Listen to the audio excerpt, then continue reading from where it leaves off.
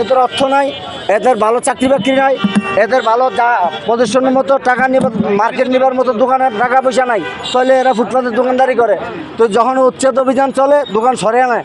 যেন এই ছেলে আমার এই এখন এই দোকানটা সরাইতে যাইয়া এই যে ছেলে এই আঘাত খাইছে, অটোর আটটু দূরে খাইলে ছেলে সেদে দিকে ছেলেটা, তাহলে অ্যাক্সিডেন্ট হইলো যে একমাত্র উচ্ছেদের অভিযানে, নইলে কি হইতো, ভালো থাকতো। সরকার যে কোনো একটা শৃঙ্খলাভাবে একটা জায়গা তৈরি করে আমাদের এই হকারের ব্যবসা বাণিজ্য করার জন্য তো একটা পজিশন ঠিক করে দেখ, আমরা বাস এখান থেকে উচ্চ দিয়ে যাবো।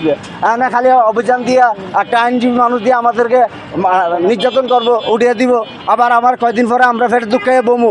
কিন্তু আমাদেরও তো ফেটের বোক আছে, মাসে 30 দিন খাইতে হয়, 30 দিন সংসার চালাইতো, গাড়ি ভাড়া দিত, ঘর ভাড়া দিত, তাহলে আমার এগুলো জমাটা দিই নাই তো। কিন্তু আমার বাড়ির মধ্যে একটা ঘরও নাই।